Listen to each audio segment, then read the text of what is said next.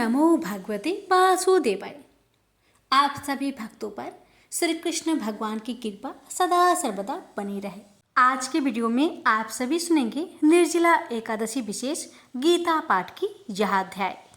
एकादशी व्रत में गीता पाठ सुनने का महत्व विशेष रूप से आध्यात्मिक उन्नति और भगवान श्री कृष्ण के प्रति भक्ति को बढ़ाने के लिए है। भागवत गीता में भगवान श्री कृष्ण ने अर्जुन को धर्म, कर्म, भक्ति और योग के बारे में महत्वपूर्ण उपदेश दिए हैं, जो जीवन के प्रत्येक पहलू को सुधारने और परमात्मा से जोड़ने में मदद करते हैं। गीता का पाठ करने से व्यक्ति का मन शांत और एकाग्र होता है, जिससे उसकी भक्ति में वृद्धि होती है। एकादशी का व्रत विशेष रूप से भगवान विष्णु जी को समर्पित होता है और गीता पाठ का उस समर्पण को सशक्त करता है। गीता में भगवान कृष्ण ने हर व्यक्ति को अपने धर्म के अनुसार कार्य करने की शिक्षा दी है। एकादशी व्रत का पालन गीता का पाठ यह समझाने में मदद करता है कि सही कर्म और भक्ति के साथ ही जीवन कैसे व्यतीत किया जाए। गीता का अध्ययन आत्मज्ञान प्रदान करता है और आत्मा की शुद्धि के मार्ग पर अग्रसर करता है, यह व्यक्ति को परमात्मा के साथ गहरे संबंध बनाने की प्रेरणा देता है। गीता की शिक्षाएं व्यक्ति को मानसिक और आध्यात्मिक संकटों से बाहर निकलने में मदद करती है। एकादशी के दिन गीता का पाठ उन विकारों और नकारात्मक विचारों को दूर करने में सहायक होता है, जो व्यक्ति को सांसारिक बंधनों से बांधते हैं। तो आइए प्यारे भक्तों, अपने और अपने पूरे परिवार की मंगल कामना को करते हुए इस पावन गीता पाठ की इन अध्यायों का रसपान करते हैं। श्री भगवान ने कहा, हे अर्जुन, अब मैं तुझे ईर्ष्या न करने के लिए इस परम गोपनीय ज्ञान को अनुभव सहित करता हूँ, जिसको जानकर तू इस दुख रूपी संसार से मुक्त हो सकेगा।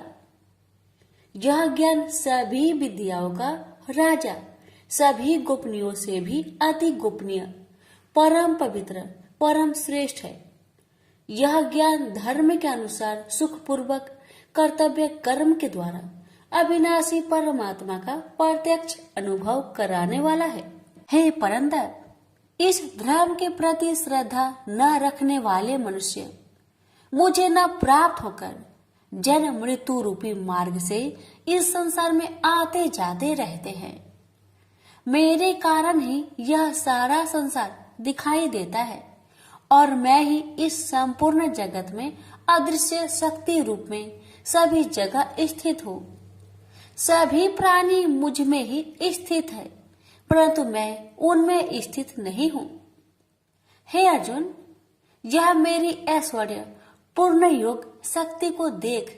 यह संपूर्ण सृष्टि मुझ में कभी स्थित नहीं रहती है, फिर भी मैं सभी प्राणियों का पालन पोषण करने वाला हूँ और सभी प्राणियों में शक्ति रूप में स्थित हूँ, परंतु मेरा आत्मा सभी प्राणियों में स्थित नहीं रहता है, क्योंकि मैं ही सृष्टि का मूल कारण हूँ। इस प्रकार सभी जगह बहने वाली महान वायु सदैव आकाश में स्थिर रहती है, उसी प्रकार सभी प्राणी मुझ में स्थिर रहते हैं। हे कुंती पुत्र, कल्प के अंत में सभी प्राणी मेरे प्रकृति में प्रवेश करके विलीन हो जाते हैं और अगले कल्प के आरंभ में उनको अपनी इच्छा शक्ति से फिर उत्पन्न करता हूँ। 84 लाख योनियों में सभी प्राणी अपनी इच्छा शक्ति के कारण बार बार मेरी इच्छा शक्ति से विलीन उत्पन्न होते रहते हैं। यह सभी पूर्ण रूप से स्वतः मेरी इच्छा शक्ति के अधीन होते हैं। हे धनंजय, यह सभी कर्म मुझे बांध नहीं पाते, क्योंकि मैं उन कार्यों में बिना किसी फल की इच्छा से उदासीन भाव से स्थिर रहता हूँ। हे कुंती पुत्र, मेरी अच्छता, मैं मेरी भौतिक प्रकृति सभी चर तथा अचर जीव उत्पन्न और विनिष्ट करती रहती है। इसी कारण से यह संसार परिवर्तनशील है। मूर्ख मनुष्य मुझे अपने ही समान निष्कृष्ट शरीर आधार वाला समझते हैं, इसलिए वह सभी जीव आत्माओं का परम ईश्वर वाले मेरे स्वभाव को नहीं समझ पाते। ऐसे मनुष्य कभी न पूर्ण होने वाली आशा में, कभी न पूर्ण होने वाले कर्मों में और कभी न प्राप्त होने वाले ज्ञान में विशेष रूप से मोहग्रस्त हुए मेरी मोहने वाली भौतिक प्रकृति की ओर आकर्षित होकर निश्चित रूप से राक्षसी वृत्ति और असुरी स्वभाव धारण किए रहते हैं। ये पृथा पुत्र मोह से मुक्त हुए महापुरुष देवीय स्वभाव को धारण करके मेरी शरण ग्रहण करते हैं और मुझको सभी जीव आत्माओं का उद्यम जानकर अनन्य भाव से मुझ अविनाशी का स्मरण करते हैं। ऐसे महापुरुष दृढ़ संकल्प से प्रयत्न करके निरंतर मेरे नाम और महिमा का गुणगान करते हैं और सदैव मेरी पूजा में स्थिर होकर मुझे बार बार प्रणाम करते हुए मेरी पूजा करते हैं।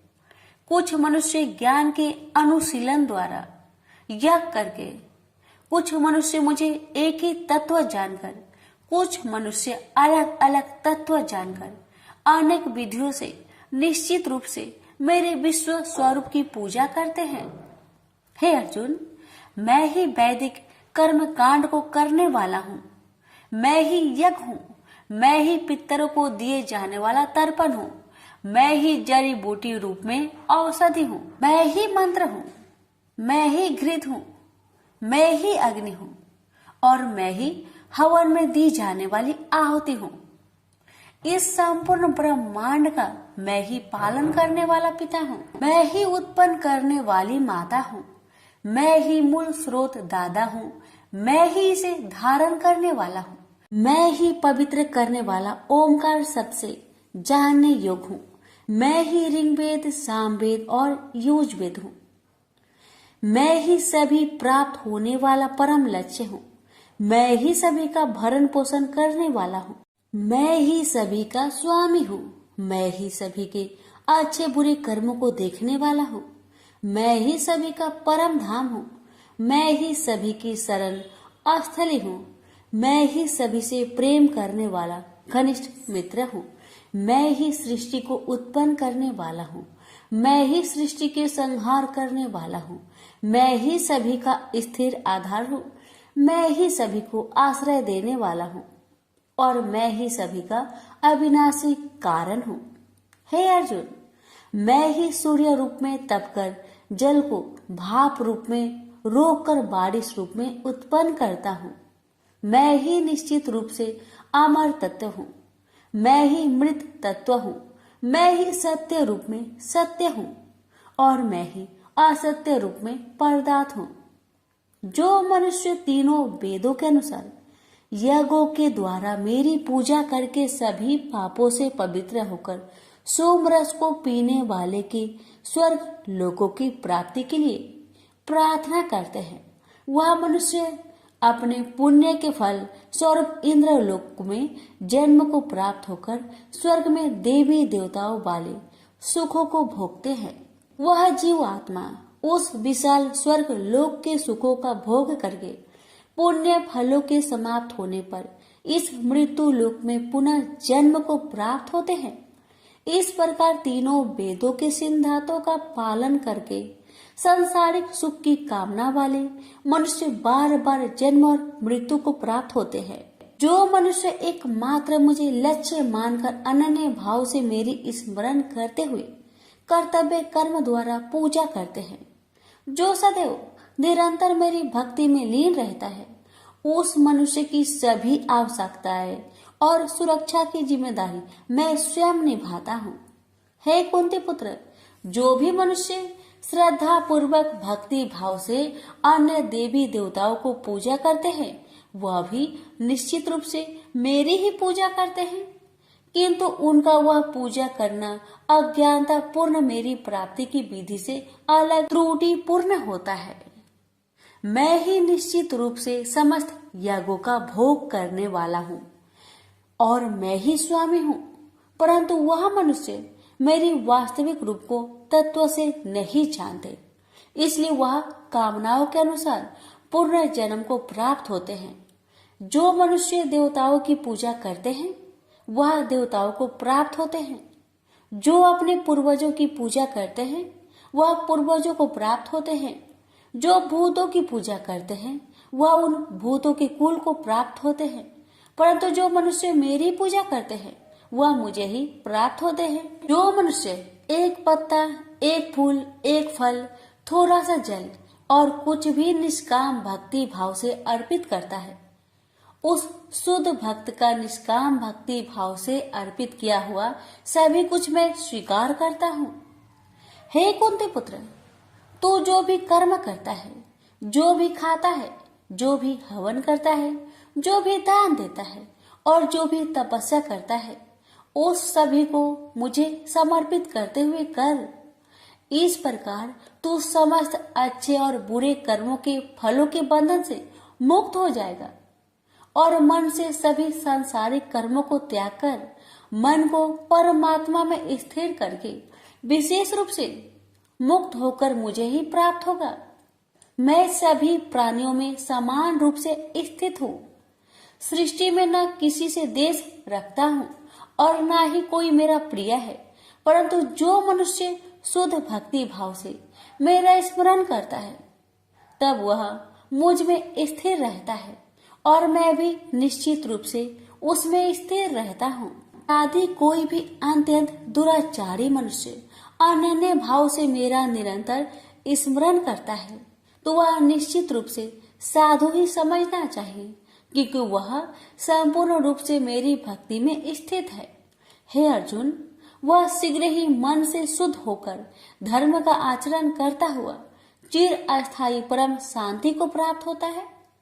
इसलिए तू निश्चित होकर घोषित कर दे कि मेरा भक्त कभी नष्ट नहीं होता। हे पृथा पुत्र, स्त्री, वैश्य, शूद्र, अन्य किसी भी निम्न योनि में उत्पन्न होने वाले मनुष्य हो, वह भी मेरी शरण ग्रहण करके मेरी परम धाम को ही प्राप्त होते हैं। तो फिर पुण्य आत्मा ब्राह्मणों, भक्तों और राजश्री क्षत्रियों का तो कहना ही क्या। इसलिए तू क्षण में नष्ट होने वाले दुख से भरे हुए इस जीवन में निरंतर मेरा ही स्मरण कर। हे अर्जुन, तू मुझ में ही मन को स्थिर कर, मेरा ही भक्त बन, मेरी ही पूजा कर और मुझे ही प्रणाम कर। इस प्रकार अपने मन को मुझ परमात्मा में पूर्ण स्वरूप से स्थिर करके मेरी शरण होकर तू निश्चित रूप से मुझे ही प्राप्त होगा। इस प्रकार उपनिषद, ब्रह्म विद्या तथा योग शास्त्र रूप श्रीमद् भागवत गीता के श्री कृष्ण अर्जुन संवाद में राज विद्या योग नाम का 9वां अध्याय संपूर्ण हुआ। प्रेम से बोलिए श्री कृष्ण भगवान की जय। आप सुनेंगे 9वां अध्याय का महात्म्य। नारायण जी बोले, हे लक्ष्मी जी, दक्षिण देश में एक भाव सुशर्मा नामक क्षुद्र रहता था। वह बड़ा पापी और मांस मदिरा भक्षी था। एक दिन मदिरा पीने से उसकी देह छूट गई और मरकर प्रेत हुआ। वृक्ष पर बैठ गया। एक ब्राह्मण भी उसी नगर में रहता था। दिन को भिक्षा मांगकर स्त्री को लाकर देता। नारी उसकी कलहानी थी। समय पाकर उन दोनों ने प्राण त्यागे और वह दोनों मरकर प्रेत हुए और वह भी उस वृक्ष के तले में आकर रहे। कुछ काल व्यतीत हुआ। तब एक दिन उसकी नारी पिचासनी ने कहा, पुरुष पिचास, तुमको कुछ पिछले जन्म की खबर है? तब पिचास ने कहा, तूने पिछले जन्म में क्या साधना की थी जिससे तुझे खबर है? तब उस पिचास ने कहा, मैंने पिछले जन्म में एक ब्राह्मण से आध्यात्मिक कर्म सुना था। तब फिर पिचासनी ने कहा, तूने और कौन सी साधना की थी तथा वह ब्राह्मण कौन था और वह आध्यात्मिक कर्म कौन सा है जिसके सुनने से तुझे पिछले जन्म की खबर है? पिचास ने कहा, मैंने और कुछ पुण्य किया, केवल गीता जी का श्लोक श्रवण किया। उसका प्रयोजन यह है कि एक समय अर्जुन ने श्री कृष्ण से 3 बातें पूछी थी जो गीता जी की 9वें अध्याय में लिखी है। वह तीनों बातें पिचासनी ने पिचास से श्रवण करी। इन बातों के सुनते ही एक और प्रेत उस वृक्ष से निकला। उसने कहा, अरे पिचासनी, यह 3 बातें फिर से कहो जो अभी सुना रही थी। पिचासनी ने कहा, तू कौन है? मैं तुझे नहीं जानती। मैं अपने पति से पूछती हूँ वह कर्म कौन था जिसे पिछले जन्म की बातें याद रही। तब उसके पति ने पुनः 3 बातें सुनाई, जिनके सुनते ही वह 3 प्रेत योनि से छुटकर देव देही धारण कर विमानों पर बैठकर बैकुंठ को गए। श्री भगवान जी बोले, हे लक्ष्मी, यह 9वें अध्याय का महात्मा है। प्रेम से बोलिए लक्ष्मी नारायण की जय। कृष्ण भगवान बोले, हे महाबाहो, मेरी और भी कल्याण कारण वचन सुनो। तुम पर मेरी अत्यंत प्रीति है, अतएव तुम्हारे कल्याण के लिए मैं कहता हूँ। मेरी उत्पत्ति का हाल न तो देवता ही जानते हैं और न महर्षि लोग। मैं ही देवों और महर्षियों का आदि कारण हूँ, जो मुझे अन जन्म अन आदि और सब लोगों का ईश्वर मानते हैं। वे सब मोह रहित है, उनके पाप नष्ट हो जाते हैं। बुद्धिमान, क्षमा, सत्य, दंभ, सम, सुख, दुख, जन्म मरण, भय अभय, अहिंसा, ममता, संताप, तप, दान, यश, अपयश इत्यादि जो अनेक प्रकार के भाव हैं, वे सब मुझसे उत्पन्न होते हैं। 7 महर्षि और उनसे पहले 4 मनुष्य मेरे मन से उत्पन्न हुए। जो मनुष्य मेरी इस विभूति को भली भांति जानते हैं, वे निश्चय योग से सिद्ध होते हैं। इसमें संदेह नहीं, यह जानकर कि मैं ही सबको उत्पन्न करता हूँ और मुझी से सबकी प्रवृत्ति होती है। विवेकी प्राणी मेरी उपासना करते हैं। वे मुझी में चित्त और प्राण को लगाकर एक दूसरे को समझाते हुए भजन करते तथा सदा संतुष्ट और सुखी रहते हैं। इनको सावधान करके प्रीति पूर्वक भजन करने वाले को मैं ऐसा बुद्धि योग देता हूँ जिससे वे मुझे प्राप्त कर लेते हैं। उन पर अनुग्रह करके मैं उनकी बुद्धि में स्थित हो देदीप्यमान ज्ञान देता हूँ। अर्जुन ने कहा, आप परम ब्रह्मा हो, परम धाम हो, परम मित्र, आचल और दिव्य पुरुष हो, आदि देव हो, अनजन्मा हो, सन्यासी हो। तुमको सब ऋषि, देव ऋषि नारद, अमित, देवज्ञ और व्यास भी ऐसा कह गए और स्वयं में वह तुम भी कह रहे हो। हे केशव, जो तुमने मुझसे कहा है सो सब सत्य मानता हूँ। हे भगवान, देवता और दानव इन दोनों ने ही तुम्हारे रूप को नहीं जाना है। सब चीजों की उत्पन्न करने वाले भूतेश, हे देव, हे जगतपते, हे पुरुषोत्तम, आप स्वयं ही अपने को जानते हैं। अतः आप अपनी गत दिव्य विभूतियों का हाल पूर्णतया वर्णन कीजिए, जिनके द्वारा आप इन सब लोकों में व्याप्त हो रहे हैं। चिंतन करता हुआ भी मैं आपको किस प्रकार से जान सकता हूँ? आपका ध्यान किन किन भावों से करना उचित है? हे जनार्दन, कृपया अपनी माया और विभूतियों को विस्तार से कहिए। अमृत रूपी आपकी इस वाणी को सुनने से मेरा मन तृप्त नहीं होता। श्री कृष्ण बोले, मेरा विस्तार तो अनंत है, तो भी मुख्य मुख्य विभूतियों को मैं तुम्हें सुनाता हूँ। गुणकेश, समस्त भूतों के अंत कारण में रहने वाला आत्मा मैं ही हूँ। मैं ही उनका आदि मध्य अंत हूँ। मैं ही आदित्य में विष्णु, प्रकाश को मैं अनेक किरणों से भूषित सूर्य, मरुद गणों में मरीच, नक्षत्रों में चंद्रमा मैं ही हूँ। मैं वेदों में सामवेद, देवों में विष्णु, इंद्रियों में मन और धृत मात्र में चैतन्य मैं ही हूँ।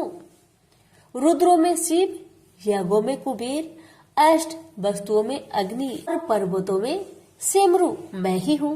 हे पार्थ, पुरोहितों में बृहस्पति, सेनापतियों में स्कंद और जलाशयों में समुद्र मैं ही हूँ।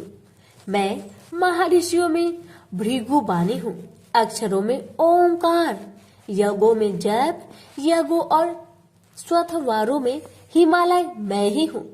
वृक्षों में पीपल, देव ऋषियों में नारद, गंधर्वों में चित्ररथ, सिद्धों में कपिल मुनि, वेदों में अमृत से उत्पन्न उच्च श्रवा, गजेंद्रों में ऐरावत और मनुष्यों में राजा मैं ही हूँ।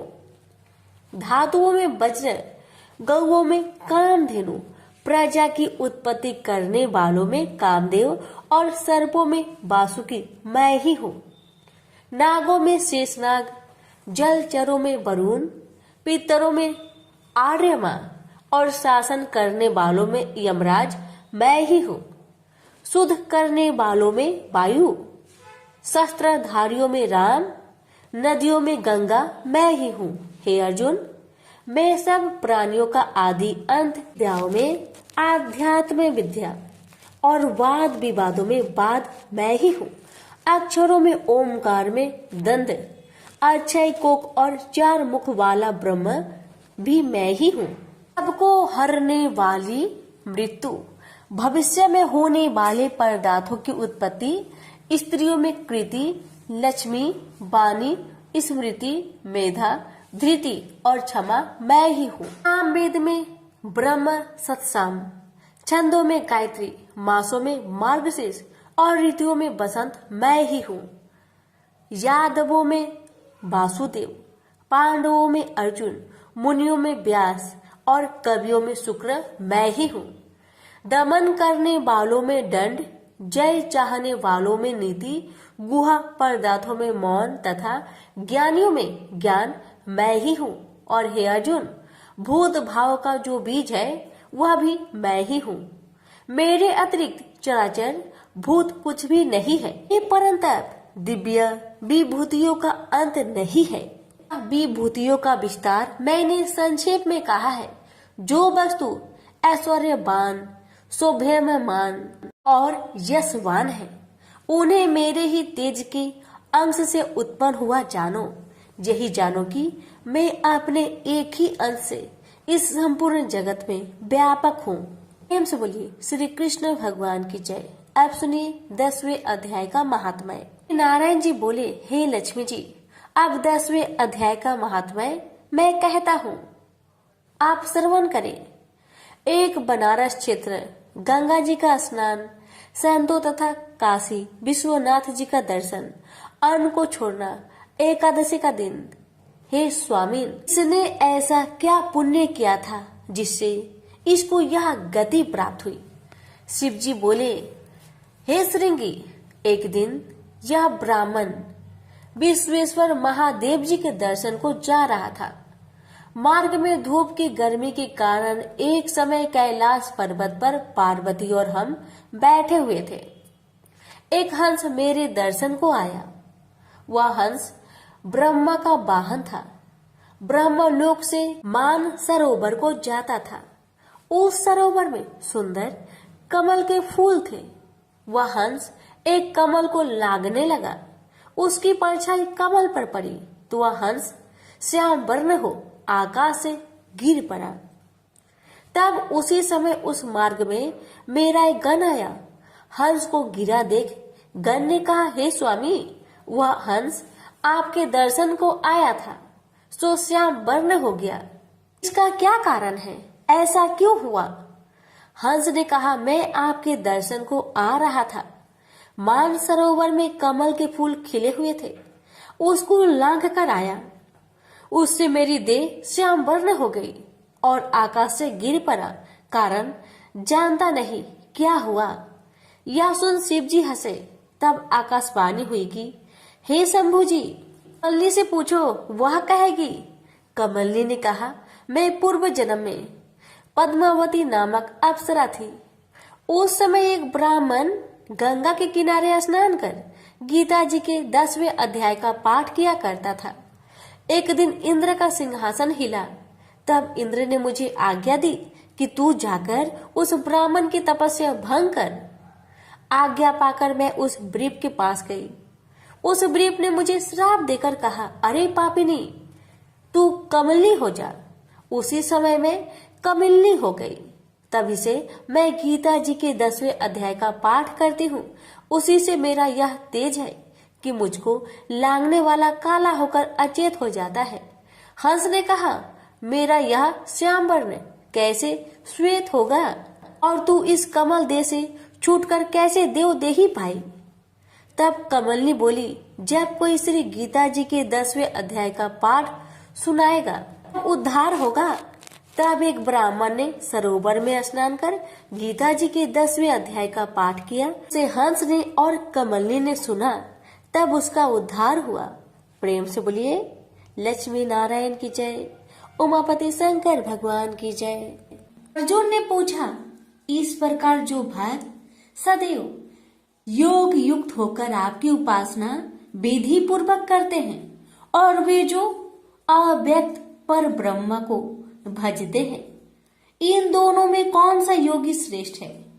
श्री भगवान जी बोले, जो मेरे विषय में मन लगाकर परम श्रद्धा पूर्वक मुझको भजते हैं वे उत्तम योगी हैं। मैं यह मानता हूँ, परंतु जो इंद्रियों को संयम करके सर्वत्र सम दृष्टि रखने वाला सब प्राणियों के हित में लगे हुए कथनीय अव्यक्त सर्वव्यापी अचिंतनीय निर्विकार अचल ध्रुव अक्षर का भजन करते हैं, वे भी मुझे प्राप्त होते हैं। अव्यक्त में मैं जिनका चित्त आसक्त है वह कष्ट अधिक पाते हैं, क्योंकि अव्यक्त गति के प्राणी कष्ट पाते हैं। हे पार्थ, जो प्राणी अपने सब कर्मों को अर्पण करके मेरी शरण में आकर अनन्य भक्ति से मेरा ध्यान करते हैं और पूजते हैं, उन शरण में आए हुए भक्तों को मैं थोड़े समय में ही मृत्यु संचार से उद्धार कर देता हूँ। मुझ में ही मन रखो, मुझ में ही बुद्धि रखो, तब तुम मुझ में ही निवास करोगे, इसमें कुछ संदेह नहीं। हे धनंजय, यदि इस प्रकार तुम मुझसे अपने चित्त को रखने में समर्थ ना हो तो योग अभ्यास द्वारा हमारे पाने के लिए बार बार यत्न करो। यदि अभ्यास भी ना हो सके तो मेरे उद्देश्य से व्रत आदि ही करो। यदि मेरे लिए तुम कर्म करोगे तो भी तुम्हें मुक्ति प्राप्त होगी, और यदि ऐसा भी ना कर सके तो मन को रोककर अनन्य भाव से मेरी शरण में आओ और फल की आशा छोड़कर कर्म करो, क्योंकि अभ्यास से ज्ञान उत्तम है, ज्ञान से ध्यान श्रेष्ठ है, त्याग से शांति प्राप्त होती है। जो किसी से द्वेष नहीं करता सबका मित्र है, दयाधारी है, ममता और अहंकार जिसमें नहीं है, सुख दुख को जो समान जानता है, क्षमावान है, संतोषी है, स्थिर चित्त से इंद्रियों को बस में रखता है, दृढ़ निश्चयवान है, मुझ में अपने मन और बुद्धि को लगाए हुए है, ऐसा मेरा भक्त मुझे प्रिय है, जिसे न लोगों का भय है न लोगों से डरता है। ऐसा जो हर्ष ईर्ष्या दुष्टों के भय और विषाद से रहित है, वह मेरा प्रिय है। जो कुछ मिले उसी में संतुष्ट, पवित्र पक्ष, निष्पक्ष, दुख रहित, फल की आशा त्याग कर करने वाला, ऐसा जो मेरा भक्त है वह मुझे प्रिय है। जो लाभ से प्रसन्न हो, किसी से द्वेष न करे, इष्ट पदार्थ के नष्ट होने से दुखी न हो, किसी वस्तु की इच्छा न करे, अशुभ तथा शुभ दोनों का त्यागी हो, वह भक्त मेरा परम प्रिय है। जिसको शत्रु और मित्र, मान और अपमान, सर्दी और गर्मी, सुख तथा दुख समान है, और जो वासनाओं से रहित है, निंदा एवं स्तुति को समान जानता है, जो मुझ में श्रद्धा करके मुझे मानता हुआ इस अमृत के समान कल्याणकारक धर्म का आचरण मेरे उपदेश अनुसार करते हैं, वे मुझे अत्यंत प्रिय है। प्रेम से बोलिए श्री कृष्ण भगवान की जय। आप सुनिए 12वें अध्याय का महात्म्य। श्री भगवान बोले, हे लक्ष्मी, अब 12वें अध्याय का महात्म्य सुनो। दक्षिण देश में एक सुखानंद नाम का राजा रहता था, जिसके नगर में एक अत्यंत लंपट रहता था। एक गणिका से उसकी प्रीति थी। वह दोनों एक देवी के मंदिर में जाकर मदिरा पान किया करते, मांस खाए और भोग भोगे। और जो कोई पूछे तुम यहाँ क्या करते हो, तो कहते हम यहाँ रहकर देवी की सेवा करते हैं। ऐसे झूठ कह देते। उसी मंदिर में एक ब्राह्मण देवी की सेवा करता था। एक दिन उस ब्राह्मण ने देवी की स्तुति की। देवी प्रसन्न होकर बोली, वर मांग, जो मांगेगा सो दूंगी। उसने धन संतान का सुख मांगा।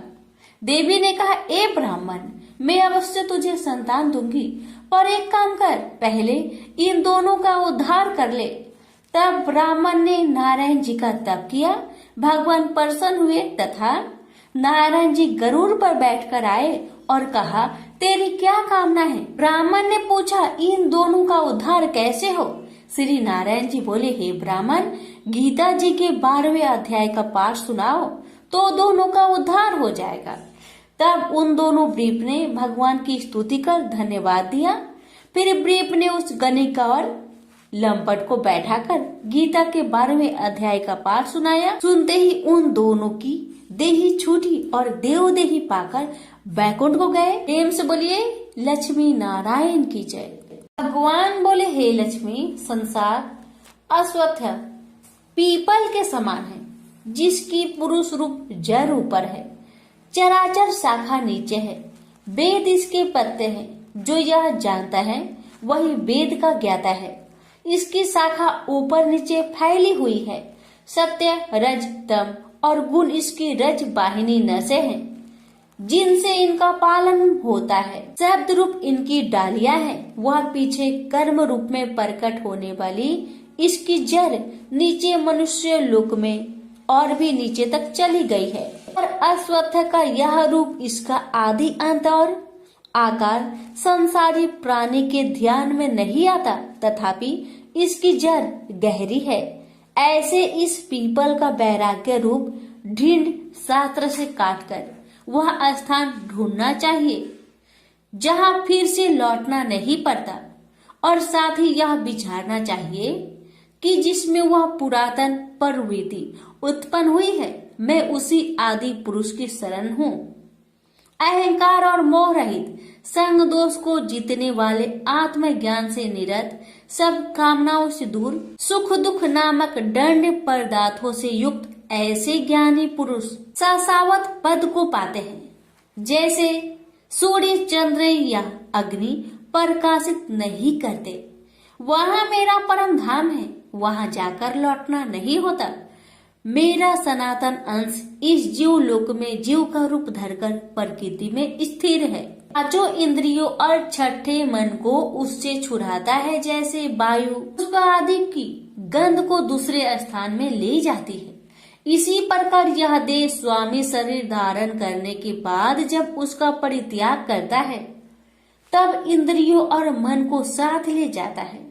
कान, आंख, चर्म, जीभ, नाक और मन का आश्चर्य लेकर वह विषयों का भोग करता है। एक देह से दूसरी देह को जाते अथवा एक ही देह में रहते समय अथवा इंद्रियों से मुक्त हो विषयों का उपभोग करते हुए इसको मूर्ख नहीं देख सकते, परंतु जिनके ज्ञान रूपी नेत्र है वह देखते हैं। यत्न करने से योगी जन इसे देखते हैं, परंतु अज्ञानी यत्न करने पर भी नहीं देख पाते। जो तेज सूर्य, चंद्र और अग्नि में वर्तमान है और जगत को प्रकाशित करता है, उसे मेरा ही तेज जानो। मैं पृथ्वी में प्रवेश कर अपने तेज से समस्त भूतों को धारण करता हूँ, और इसमें भरा हुआ चंद्रमा बनकर मैं ही सब औषधियों का पोषण करता हूँ। मैं जठर अग्नि होकर सब प्राणियों की देह में प्रविष्ट हूँ, और प्राण वायु आपान वायु से संयुक्त होकर चारों प्रकार भक्ष्य, भोज्य, चोष्य, लेह से भोजन किए हुए प्राणियों के अन्न को पचाता हूँ। संसार में क्षर और अक्षर दो पुरुष है। जितने नाशवान प्राणी हैं वो क्षर कहलाते हैं और स्थिर चैतन्य को अक्षर कहते हैं। मैं अक्षर और क्षर में उत्कृष्ट हूँ। इसी कारण से लोक और वेद में जो पुरुषोत्तम के रूप को जानता है वह सब कुछ जानता है। और सर्व भाव से मेरा ही स्मरण करता है।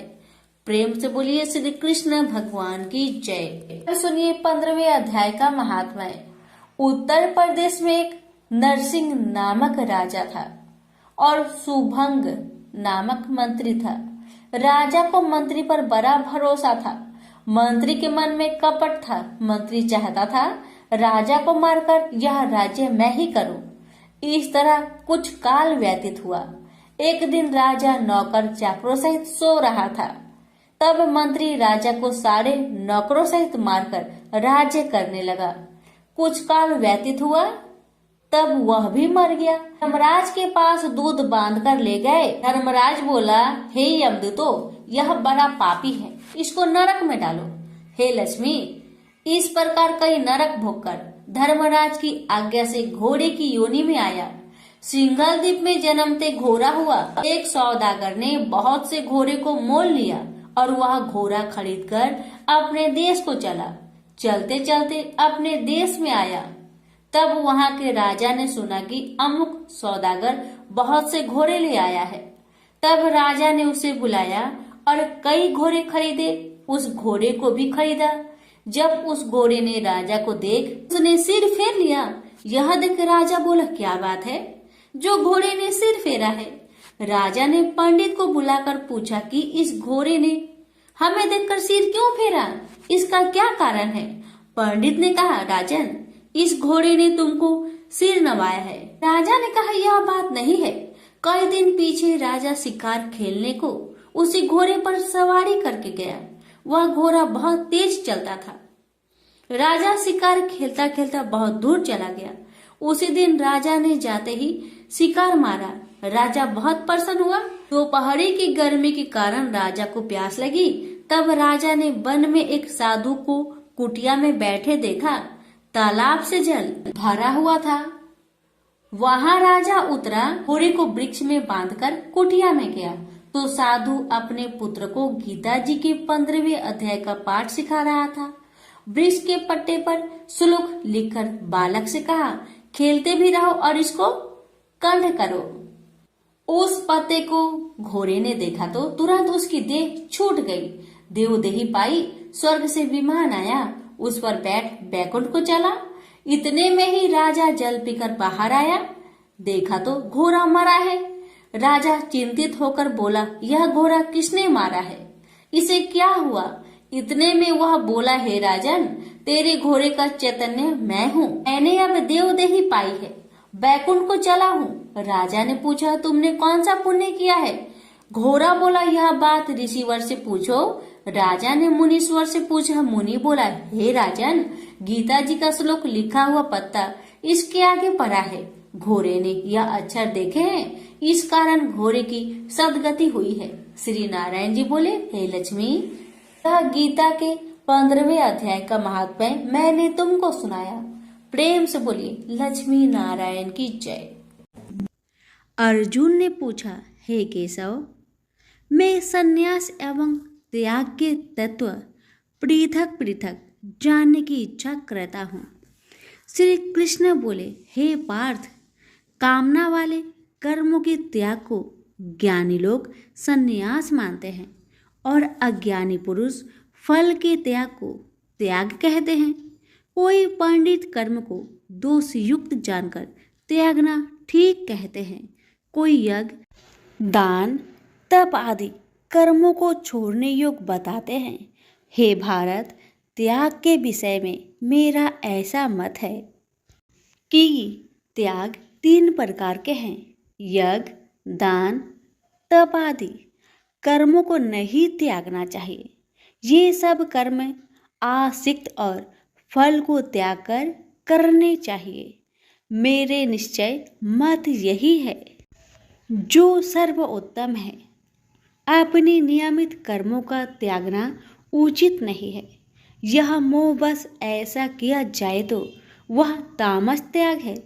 कर्म दुखप्रद है, यह विचार कर एवं शरीर के कलेश के भय से जो त्याग करता है उसे त्याग का फल नहीं मिलता। यह राजस त्याग कहलाता है। हे अर्जुन, अपना नियमित कर्म अवश्य करने योग्य है। फल तथा आसक्त को त्याग कर जो कर्म किया जाता है वह सात्विक कर्म है। जो दुखदायक कर्म से देश नहीं करता तथा सुखदायक कर्म से प्रीति नहीं करता वह त्यागी, सत्यशील, बुद्धिमान तथा मुक्ति के योग्य है। देहधारी संपूर्ण कर्मों का त्याग नहीं कर सकता। कर्म का फल त्याग कर कर्म करने वाला त्यागी है। कर्मफल 3 प्रकार के हैं, अनिष्ट, इष्ट एवं मित्र। जो त्याग नहीं करते उनको ये मरने के बाद मिलते हैं और त्यागियों को नहीं मिलते। हे महाबाहो, संपूर्ण कर्मों की सिद्धि के लिए 5 प्रकार सांख्य शास्त्र में कहे हैं, उनको सुनो। शरीर कर्ता, साधन, पृथक पृथक चेष्टाएं और देव शरीर, वाणी एवं मन से जो भला बुरा कार्य किया जाता है उसके ये 5 कारण हैं। वह दुर्मति कुछ नहीं जानता जिसको यह अहंकार नहीं है कि मैं करता हूँ, और जिसकी बुद्धि कर्मों में लिप्त नहीं है वह मनुष्य प्राणियों को मारकर भी उनको नहीं मारता और उनमें नहीं बंधता। ज्ञान, गृह और ज्ञाता ये 3 ही कर्मों के प्रेरक है। कारण, कर्म और कर्ता ये 3 कर्म के साधन हैं। सांख्य शास्त्र में ज्ञान, कर्म और कर्ता ये सत्वाधिक गुण के भेद 3 प्रकार के हैं, इनको भी सुनो। जब भिन्न भिन्न प्राणियों में एक अविनाशी अविभक्त सत्ता जो दिखता है वह ज्ञान सात्विक कहलाता है। जिस ज्ञान से प्राणियों में नाना प्रकार की सत्ता दिखाई देती है उसको राजस ज्ञान जानो। ऐसा ज्ञान जिसके बिना कारण और सर्वार्थ के जाने एक ही कार्य में लगा रहे वह अल्प और तामस है। फल की इच्छा ना करके जो नित्य कर्म संग देश को त्याग कर किया जाता है, जो फल की इच्छा एवं अहंकार से बड़े यत्न से किया जाता है वह राजस कर्म है। जो कर्म परिमाण धन का खर्च दूसरे की पीड़ा और अपना पुरुषार्थ न जानकर मोहबस किया जाता है वह तामस कर्म कहलाता है। संग से रहित अहंकार, धैर्य और उत्साह युक्त सिद्ध व असिद्धि में समान रहता है वह सात्विक कर्म कहलाता है। गुण की तरह बुद्धि और धर्म के इनके भी 3 भेद है, सुनो। जो बुद्धि पर वृत्ति, निवृत्ति, कर्तव्य, अकर्तव्य, भय, अभय और बंधन मोक्ष को जानता है वह सात्विकी है। हे पार्थ, जिससे धर्म अधर्म और कर्तव्य अकर्तव्य का ठीक निश्चय नहीं होता वह राजसी है। जिस अज्ञान से ढकी बुद्धि करके मनुष्य अधर्म को धर्म मानता है वह तामसी है। जो कथा प्रसंग से फल की इच्छा करता है, जो धर्म अर्थ काम को धारण करता है वह राजसी वृत्ति है। जो मूर्ख, निंद्रा, भय, शोक, विषाद एवं मद को नहीं त्यागता वह तामसी वृत्ति है। अब 3 प्रकार के सुखों को सुनो। जिसका योगाभ्यास में चित रहता है उसके दुख का अंत हो जाता है। सुख सात्विक है, आरंभ में विष के समान और अंत में अमृत के तुल्य होता है। सुख आरंभ में अमृत तुल्य, अंत में विष के तुल्य विषयों और इंद्रियों के संयोग से होता है, उसे राजसी सुख कहते हैं। जो सुख आदि और अंत दोनों में मनुष्य को मोह में फंसाता है और जो आलस्य तथा प्रमोद से उत्पन्न होता है वह तामस सुख है। सम, दम, तप, पवित्रता, क्षमा, नम्रता, ज्ञान, अनुभव और परलोक में श्रद्धा ये ब्राह्मणों के स्वाभाविक सिद्ध कर्म है। बहादुरी, तेजस्विता, धैर्य, चतुराई, युद्ध, स्थिरता, उदारता और प्रभुता ये क्षत्रिय के स्वाभाविक कर्म हैं। खेती, गोरक्षा स्वाभाविक कर्म हैं। जो लोग अपने अपने गुणों और प्रवृत्तियों के अनुसार कर्म करते हैं उनको सिद्धि प्राप्त होती है, और जिसने सब जगत का विस्तार किया है उस ईश्वर को अपने कार्य के द्वारा आराधना करके मनुष्य सिद्धि को पाता है। दूसरे उत्तम कर्म से अपना नीच कर्म ही श्रेष्ठ है। सर्वत्र आसक्त को छोड़ने वाला आत्मा, जीतने वाला इच्छा रहित मनुष्य संन्यास के द्वारा सर्व कर्म निवृत्ति रूप परम सिद्धि को पाता है। वह फिर कैसे ब्रह्म को प्राप्त होता है? सो मुझसे सुनो, यही इस ज्ञान की परानिष्ठा है। शुद्ध बुद्धि से युक्त होकर धृति द्वारा इस मन को बस में लगाकर शब्द आदि विषयों को छोड़कर राग देश से रहित होकर एकांत में रहने वाला, मिताहारी वाणी और मन को जीतने वाला, नित्य ध्यान युक्त और वैराग्य, अहंकार, बल, घमंड, काम, क्रोध तथा परिग्रह छोड़कर ममताहीन और शांत मनुष्य ब्रह्म भाव के योग होता है। व्रत को प्राप्त हुआ पुरुष दत्तचित होकर सुख व अभिलाषा को नहीं करता है। जीवन मात्र में समदर्शी होकर मुझ में परम भक्ति पाता है। इस प्रकार ज्ञानी सदैव मुझ में निवास करने वाले सब कर्मों को भोग करता हुआ मेरे अनुग्रह से अविनाशी सनातन मोक्षप्रद को प्राप्त होता है। तत्पश्चात तत्व से मुझे जानकर फिर मन मुझ में ही प्रवेश करता है। सावधानी से अपना मन मुझ में स्थिर कर और सब कर्मों को मुझ में अर्पण कर बुद्धि योग के आश्रय से निरंतर अपने चित्त को मुझ में लगाओ। मेरे में चित्त लगाकर मेरी कृपा से दुर्गम कष्टों से तर जाओगे। यदि अहंकार से मेरी बात सुनोगे तो नष्ट हो जाओगे। यदि अहंकार का आश्रय लेकर युद्ध नहीं करूंगा ऐसा मानते हो तो यह तुम्हारा निश्चय झूठा है, क्योंकि स्वभाव तुम्हें युद्ध करवाएगा। हे कौतन्य, जिस कर्म को तू अब मोह से करना चाहता है उसे अपने स्वाभाविक कर्म से बधा हुआ बेबस होकर करेगा। हे अर्जुन, जीवों के हृदय में स्थिर ईश्वर उनको माया से भ्रमा रहा है, मानो सब यंत्र पर चढ़े हैं। हे भारत, सब भावों में उसी की कृपा से परम शांति एवं मुक्ति को पाओगे। यह गूढ़ ज्ञान मैंने तुमसे कहा है, इसे भली भांति विचार कर जैसा चाहते हो वैसा ही करो। अब तू सबसे गूढ़ वचन भी सुन, क्योंकि तू मेरा परम मित्र है, इसलिए मैं तेरे हित ही कहूँगा। मेरे में मन लगाओ, मेरे ही भक्त हो, मेरे ही यज्ञ करो और मेरा ही नाम जपो। सब धर्मों को छोड़कर मेरी शरण में आओ, मैं तुम्हें सब पापों से छुड़ा दूंगा। यह मेरा रहस्य ऐसे पुरुष जो तप ना करता हो, मेरा भक्त ना हो, कभी भी नहीं कहना चाहिए।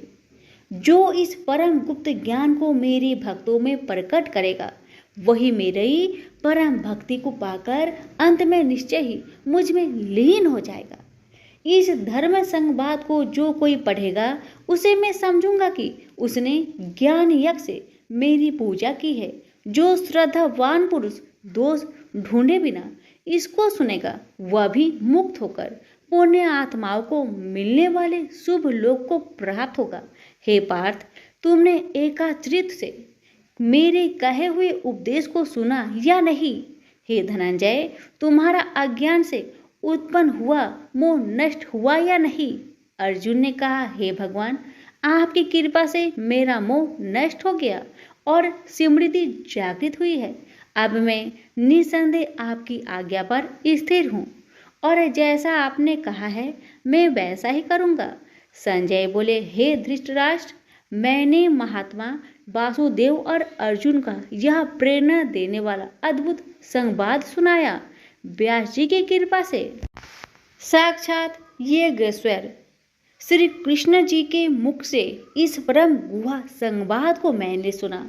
हे राजन, श्री कृष्ण और अर्जुन के इस अद्भुत पुण्य कारक संवाद को स्मरण करके मन बार बार प्रसन्न होता है। श्री कृष्ण भगवान के उस अद्भुत रूप को स्मरण करके मुझे बड़ा ही विस्मय होता है। हे राजन, मैं बारंबार प्रसन्न होता हूँ। मेरी ऐसा धारणा है कि जहाँ योगेश्वर भगवान श्री कृष्ण हैं और जहाँ पार्थ जैसा धनुर्धर है, वही राजलक्ष्मी, विजय, ऐश्वर्य और अटल नीति है। सभी प्रेम से बोलिए श्री कृष्ण भगवान की जय हो। सुनिए 18वें अध्याय का महात्म्य।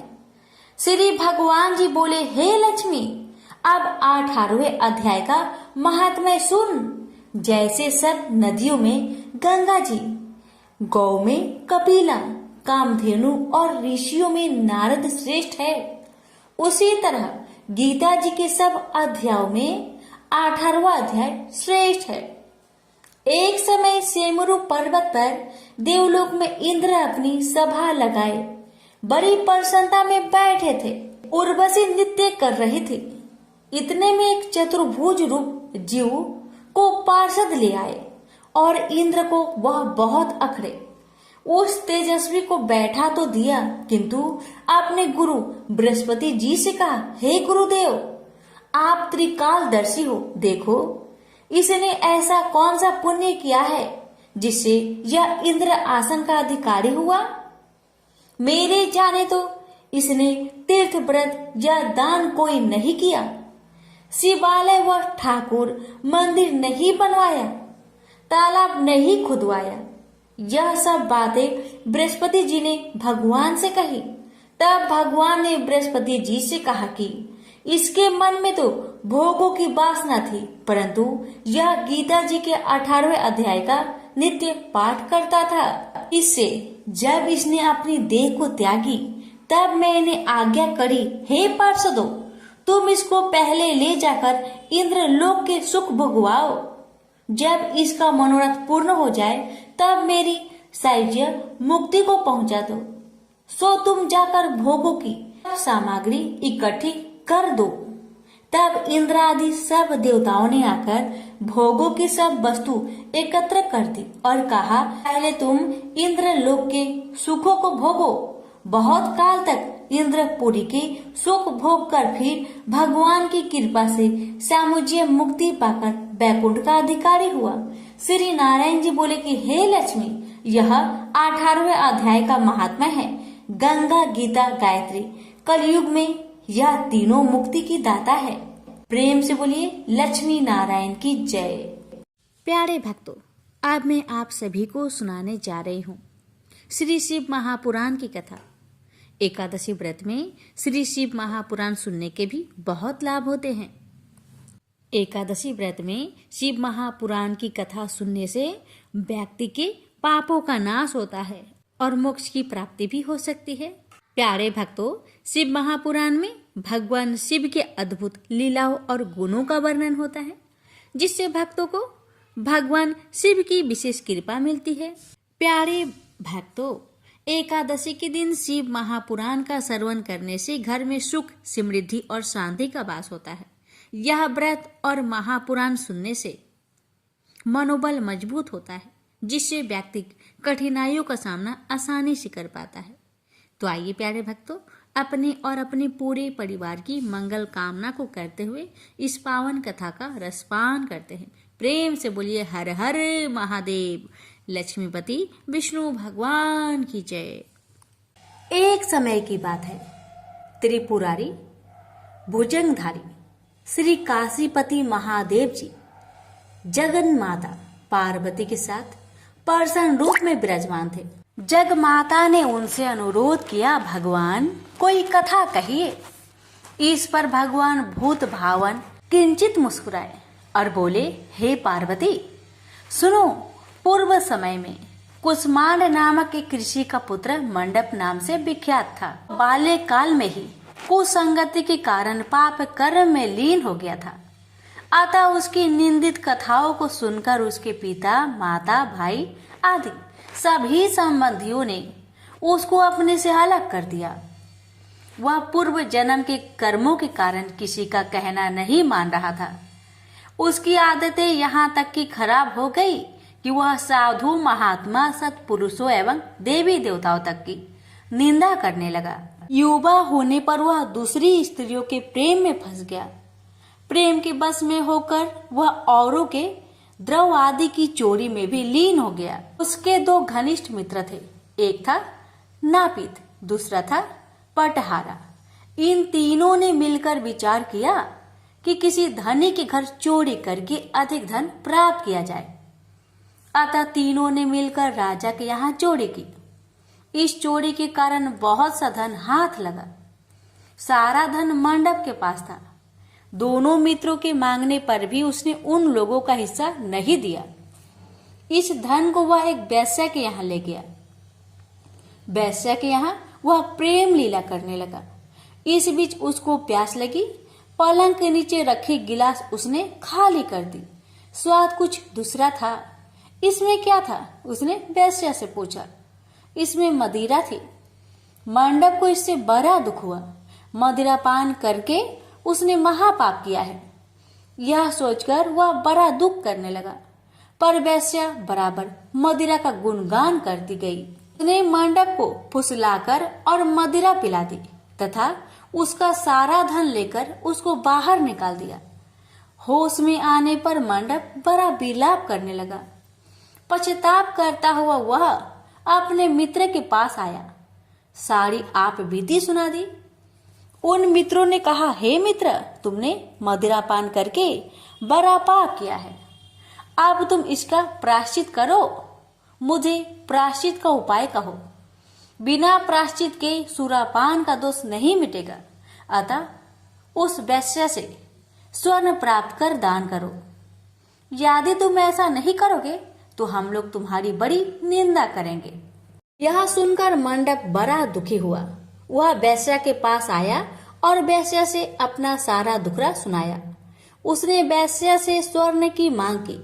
इस पर वेश्या बड़ी बिगड़ी और बोली, तुमने जो धन दिया है अब उसकी मांग मत करो। वेश्याएं कभी मिला हुआ धन वापस नहीं करती। क्या तुमको इस साधारण नियम का ज्ञान नहीं है? इस पर मंडप गिड़गिड़ाने लगा, पर वेश्या का हृदय पर इसका जरा भी असर न हुआ। उसने अन्य वेश्याओं को बुला लिया। सब मिलकर उसकी भर्त्सना करने लगी। कई ने तो उसको धमकी भी दे दी। हे पार्वती! इस प्रकार मंडप बहुत अपमानित होकर वहां से निकाल दिया गया। मंडप विलाप करता हुआ अपने पिता के घर की ओर चला। उसके दोनों मित्र पीछे लग गए। जब मंडप पिता के सामने आया तो दोनों मित्रों ने उसका हाथ पकड़ लिया। बोले, मंडप, हम लोगों ने मिलकर राजा के यहाँ चोरी की है, पर तुमने हम लोगों का अंश नहीं दिया है। तुम हम लोगों का अंश दो। यह बात सुनकर कुष्मांड मुनि बहुत दुखी हुए और बोले, इस अधम से तुम लोगों की मैत्री कैसे हो गई? मंडप के मित्रों ने कहा, हे मुने, इसे भाभी ही समझिए, पर न्याय की बात तो यह है कि आपका पुत्र हमारा अंश नहीं दे रहा है। यह सारा धन लेकर एक वेश्या के यहाँ चला गया। उसने सारा धन ले लिया।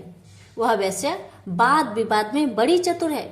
वह धन वापस नहीं करेगी। अतः आप हमारा धन दिलवाइए, अन्यथा हम राज दरबार में गुहार करेंगे। इस पर कुष्मांड मुनि ने अपने पुत्र का हाथ पकड़ लिया। मुनि ने कहा, चलो मैं स्वयं राजा के पास चलता हूँ। न्याय प्रिय और धर्मात्मा राजा के दंड से पाप का नाश हो जाता है। पाप का प्रायश्चित न करने पर नरक यातना भोगनी पड़ती है। इस पर मंडप के मित्रों ने कहा, हे मुने, आप अपने पुत्र को हमारे हवाले कर दे। राज दरबार में आपका जाना ठीक नहीं है। हम लोग इससे निपट लेंगे। इस पर मुनि श्रेष्ठ ने कहा, हे अधम पुत्र, तुम इन लोगों के साथ जाकर राजदंड भोगकर प्रायश्चित करो। तुमने जो किया है बहुत बुरा किया है। आज से तुम मेरे पुत्र नहीं हो और मैं भी तुम्हारा कोई नहीं। जब तक तुम प्रायश्चित करके नहीं आओगे मैं तुम्हारा मुख नहीं देख सकता। मंडप के मित्र मंडप को अपने साथ ले गए। दूर एक घने जंगल में ले जाकर पहले तो उसकी खूब भर्त्सना की, फिर बाद में उसको पीटना शुरू किया। बेहद पीटने के कारण मंडप बेहोश होकर गिर पड़ा। उसके मित्रों ने समझा कि वह मर गया, अतः उसको मरा हुआ जानकर उसके मित्रगण उसे वहीं छोड़कर चले गए। कुछ देर बाद मंडप को चेत आया तो वह विलाप करता हुआ एक और को चल पड़ा। उसके दोनों मित्र एक मंदिर में रात भर भूखे प्यासे टिके रहे और प्रायश्चित करते रहे। प्रथा वे दोनों उसे देखने के लिए गए कि उसके शरीर की अब क्या गति है। वहां मंडप को न पा उन दोनों को बड़ा आश्चर्य हुआ। फिर तो वे समझ गए कि मंडप मरा नहीं है, वह जीवित है और कहीं चला गया है। उस दिन शिव महात्म्य को जानने वाले लोग पंचकोशात्मक लिंग की प्रदक्षिणा कर रहे थे। मंडप भी उन लोगों के साथ हो गया। यात्रीगण कद्रमेश्वर के समीप रहे। मंडप ने भी वहां रहकर सारी रात जागरण किया। सब यात्रियों ने उसको साधु मान लिया और वह इस बात को भी मान गए कि वह परम शिव कुष्मांड का पुत्र मंडप है। मंडप शिवव्रतधारी परम शिव साधु के रूप में मान लिया गया। मंडप ने शंकर प्रतिमा के समक्ष नृत्य और भजन प्रारंभ कर दिया। सज्जनों ने उसकी भक्ति देखकर उसका बड़ा आदर किया। मंडप भी सत्संग से परम भक्ति भाव वाला हो गया। अब उसको ज्ञान हो गया कि शिव भक्ति के प्रताप से ही उसका इतना आदर हो रहा है। वह सबका प्रिय हो गया। साथ ही भोजन धन्य धान्य श्रद्धा भी मिल रही है। मंडप चंडिका देवी के मंदिर में आया। वहां काशी के धार्मिक सज्जनों द्वारा भीम चंडी की पूजा हो रही थी। मंडप का वहां बड़ा आदर किया गया। रात्रि में मंडप ने क्षेत्र महात्म्य कहा और सुना। इसके बाद शिव भक्तों और विष्णु भक्तों ने मिलकर कीर्तन किया। मंडप ने इस नित्य कीर्तन में प्रमुख भाग लिया। इससे प्रसन्न हो सबने मंडप की भूरी भूरी प्रशंसा की। इस प्रकार मंडप का मन शिव में लग गया। हे पार्वती, इस प्रकार मंडप मेरे क्षेत्र की प्रदक्षिणा करने लगा। ब्रह्म हत्या, सुरापान और चौड़े कर्म आदि पापों से छुटकारा पाने के लिए मेरी स्तुति करने लगा। इस प्रकार की आराधना से वह सारे पापों से मुक्त हो गया। देहली विनायक में आकर मंडप जीवा की लोलुपता से मुक्त होकर केवल शिव शिव का उच्चारण करने लगा। उसकी साधना और भक्ति भाव को देखकर सर्वत्र उसका बड़ा आदर और मान सम्मान होने लगा। हे पार्वती, मंडप ने अन्न जल सब त्याग दिया और बार बार विलाप कर कहने लगा कि ब्राह्मण शरीरधारी होकर भी मैंने स्वर्ण की चोरी की, साध्वी माता को ठगा, वेश्यागमन, सूरापान किया, ब्राह्मण शब्द का हनन किया। पश्चाताप से मंडप बेहाल हो गया। हे देवी, मंडप के मन में यह विचार आया कि मेरे क्षेत्र की प्रदक्षिणा करने से वह सारे पापों से मुक्त हो जाएगा। आता वह काशी काशी शिव शंकर शिव शिव की रट लगाकर अपने पापों का प्रायश्चित करता हुआ मेरे क्षेत्र की परिक्रमा करने लगा। रामेश्वर लिंग में आकर उसने स्नान पूजन किया, सोमनाथ का पूजन किया, सीता और लक्ष्मण के साथ श्री राम जी का पूजन किया। पूजन और भक्ति भाव देखकर सर्वत्र उसकी प्रशंसा हुई। मंडप ने अन्न जल त्याग दिया था। तदनंतर वृषभ ध्वज में आकर स्नान देव पूजन किया। प्रातः काल वरुणा संगम में स्नान किया। मुझे पूछता हुआ वह मेरे मंदिर आया। उसने आकर बड़ा दान पुण्य किया।